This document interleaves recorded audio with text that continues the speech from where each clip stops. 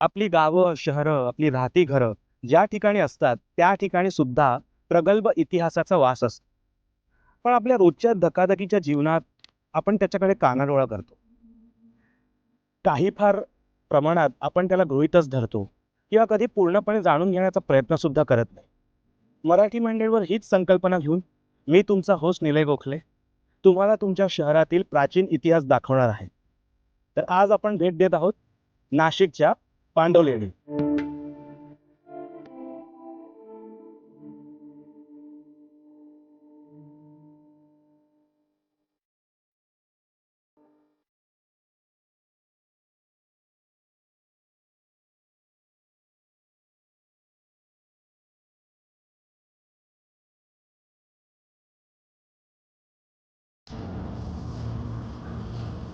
या लेण्यांमध्ये आतमध्ये विहार बनवलेले आहेत, म्हणजे ते बुद्धिस्ट मॉंगसाठी त्यांच्या मेडिटेशनसाठी बनवलेले आहेत. आतमध्ये फक्त 5 मिनिट मी बसलेलो आणि मला खूप शांत वाटलं. माझा सगळा थकवा निघून गेला.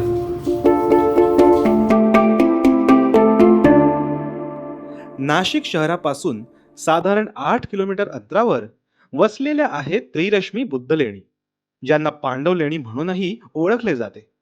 या लेण्यांचे बांधकाम इसवी सन पूर्व पहिल्या शतकाच्या सुमारास सुरू झाले आणि इसवी सन 3ऱ्या शतकापर्यंत विविध टप्प्यात चालू राहिले.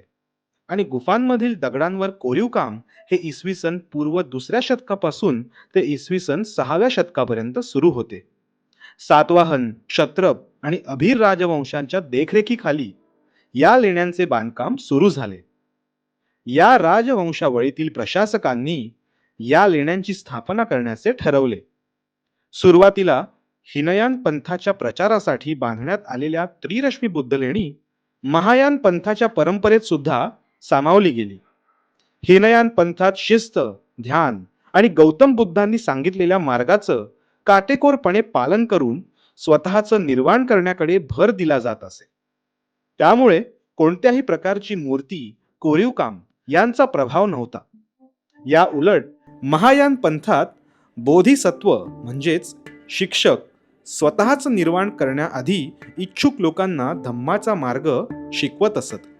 आणि याच पंथाच्या प्रसारात गौतम बुद्धांच्या अनेक मूर्त्या लेण्यांमध्ये कोरल्या गेल्या. त्रिरश्मी लेण्यांमध्ये एकूण 24 गुहा आहेत. यामध्ये प्रामुख्याने विहार आणि चैत्यगृह असे 2 मुख्य प्रकार आढळतात. अनेक गुहा या विहार स्वरूपाच्या आहेत, म्हणजेच भिक्षुकांकरिता राहण्याची मठासारखी रचना. प्रत्येक विहारात मधोमध मोठा हॉल आणि आजूबाजूला लहान लहान खोल्या आहेत. गुहा क्रमांक 18 ही चैत्यगृह प्रकारची असून आत स्तूप असलेले मोठे प्रार्थनागृह आहे. काही दरवाजांवर बोधिवृक्ष, धम्मचक्र आणि स्तूप ही 3 महत्वाची बौद्ध प्रतीके एकत्र कोरलेली दिसतात. बोधिवृक्ष हा बुद्धांना मिळालेल्या ज्ञानाचे स्मरणचिन्ह, स्तूप हा बुद्धाच्या स्मृतीची उपासना करणारा केंद्रबिंदू आणि धम्मचक्र हे धर्मचक्र गतिमान ठेवण्याच्या सत्यप्रवाहाचे प्रतीक आहे. त्रिरश्मी बुद्ध लेणी ही त्या काळी केवळ राहण्याची जागा नव्हती, तर धार्मिक, सामाजिक आणि बौद्धिक केंद्रस्थान म्हणून ओळखली जात होती. इथे धम्मदेशना, संवाद, नीती शिक्षण, नियम आणि संयम यांचे प्रशिक्षण, तसेच सामान्य लोकांसाठीही साध्या भाषेत नीतिकथा आणि उपदेश यांचा उपयोग केला जात असे. या सर्व रचनेतून बुद्धांचे जीवन दर्शन जाणवते. लोभ, द्वेष आणि मोह कमी करून करुणा, मैत्री, सम्यक विचार आणि सम्यक आचरण यांचा मार्ग अवलंबणे हेच खरे बुद्धांचे शिक्षण आहे. आणि त्रिरश्मी बुद्ध लेणी आजही शांतपणे आपल्याला याच सत्याचे स्मरण करून देतात.